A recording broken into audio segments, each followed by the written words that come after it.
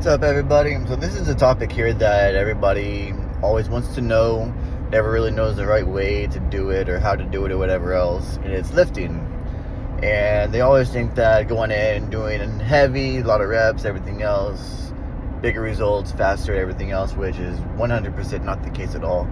You want to get in, obviously you want to stretch and all that, but you want to start light. You want to start with proper form and everything else, making sure your back's straight at all times. You don't want it bent because then you can mess up your back, and then your back's messed up for life, everything else. So if you're just getting into it, then you want to start with the lightest weight that you feel comfortable with. Start doing reps. Curls, then you basically want to stand up straight. You want to have your knees bent a little bit because you don't want to lock your knees, because then it'll basically stop blood flow and everything else, and it's bad form and you can end up passing out. So you want to have your knees bent a little bit. You want to start at the very bottom and slowly curl, either halfway up if you want to do slow concentration curls. Do full curls, then curl all the way up, but keep your back straight. Do it slow. It might not seem like a lot because you're like, oh, well, it's not a lot, it's not going to do anything. Actually, doing slow reps like that maximizes your muscle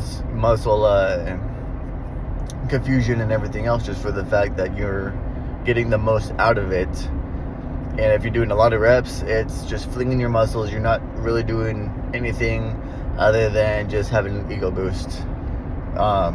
So you definitely want to just start out slow, little weight. And the first, I want to say, 4 or 5 days of working out, you're going to be sore. It's possibly going to hurt, just for the fact that you're just getting into it. But you slowly want to build up. You slowly, gradually want to start going heavier. Once, after a few weeks, I was like, okay, well, this is getting easier. You then want to up the weight just a little bit to where you're comfortable and you can handle it, and start doing reps. If you're only able to do a few reps, that's cool. That's awesome. I will stress over, do not try to go all out, guns blazing while lifting, because you will hurt yourself. It's not good. Just start out short, start out light, start out with good posture, so that you don't end up hurting yourself, and so that you can go about it the right way. Another point I want to add for new beginners and new starters is you always want to breathe. Don't hold your breath. Don't stop breathing, because you'll pass out. I've seen it way too many times. It's definitely not good. You can damage your brain. You can damage something. But always breathe. The proper way to breathe is in for 5 counts or 10 counts, whatever you feel comfortable with. In through your nose, out through your mouth. You can do it slowly.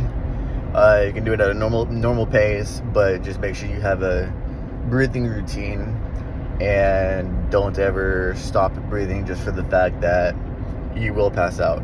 Just for the fact that it's putting stress on your body and everything else. It doesn't know what to do, and you end up just passing out.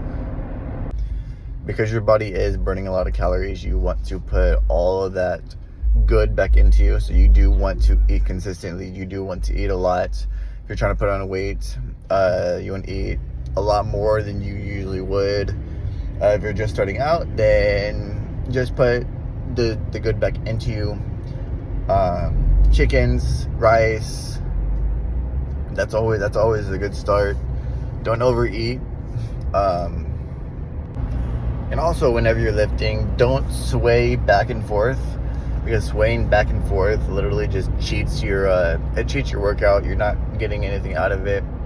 You want to use your muscles to do the reps. You don't want to use your body that's swaying back and forth. So that's another big point that I wanted to make.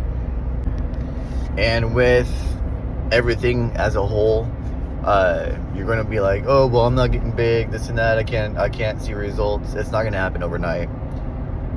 What I would suggest doing is either on a monthly basis or weekly basis, do a Monday before, and then the next Monday do another photo, and have a before and after each week or each month, just so that you can track your progress. And through pictures, you'll actually be able to see a difference. It'll obviously be slow and gradual. Nothing is fast, nothing is instant. I know a lot of people be like, oh well, I want to get big, this and that. You're not gonna wake up and be big.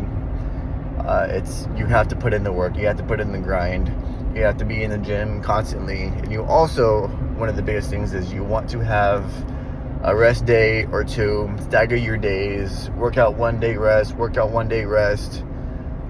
just for the fact that you don't want to put strain on the muscles. You need for them to be able to recover, so you don't end up breaking them down more. They need to be able to rest, have the rejuvenation process. I used to do 1-1-1-1, which is workout, rest, workout. And then I went to more days back to back working out with 2 days of rest back to back. And then after that, I just did 1 day I was heavy into lifting. This was a while back. I was heavy into lifting and I knew how to do it. I'm just getting back into it now. And I'm trying to share with you all the tips that I have learned along the way. I lifted for about 4 years straight. I was stacked.